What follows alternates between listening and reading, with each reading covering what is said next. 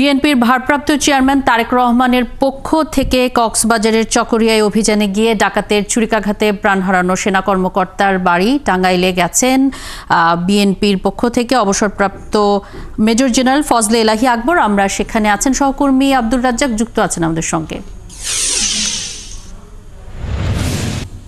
রাজ্জাক, সেখানকার খবর জানাবেন। যিনি সমবেদনা জানাতে এসেছেন, আপনি জানেন যে আমরা এখন তার কাছ থেকে জানতে চাই যে তিনি এখানে এসে কি বলবেন যে সেনা কর্মকর্তা এখানে ডাকাতের ছুরিকাঘাতে যে নিহত হয়েছেন তার ব্যাপারে আমরা তার কাছ থেকে জানতে চাই। আসলে এই যে সেনা কর্মকর্তা নিহতর বিষয়টি, এই বিষয় নিয়ে আপনি কি বলবেন?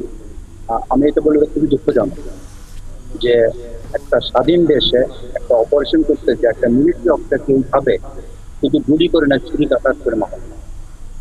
তার মানে কি বলছে, দেশে এখনো অনেক অরাজকতা এবং অনেক বিশৃঙ্খলা এবং ফ্যাসিবাদীর অনেক লোক এখনো রয়ে গেছে। এটা আমাদের সত্যি হবে, মানে এর জন্য আমাদের সবাই মিলে, বাংলাদেশের সব জনগণ সবাই মিলে এটা উৎখাত করতে হবে এবং এই উৎখাতের মাধ্যমেই আমাদের দেশ এবং জাতির উন্নতি। আমার বিশ্বাস তানজিমের রক্ত দিতে যাবে না এবং আমার এই পদে নিয়ে আমরা এসেছি আপনাদের সাথে শেয়ার করার জন্য। তিথি, আপনি দেখলেন এখানে কিন্তু বিএনপির জেলা পর্যায়ের নেতা কর্মীরা ওইখানে এসেছেন এবং তিনি যেটি বলেছেন যে এই অনাকাঙ্ক্ষিত এই হত্যা এটি তারা প্রত্যাশা করেননি এবং এই ব্যাপারে রাজ্জাক, আপনি আছেন সেখানে, পরবর্তীতে আপনার সাথে যুক্ত হয়ে সেখানকার আরো খবর নিশ্চয়ই জানবো।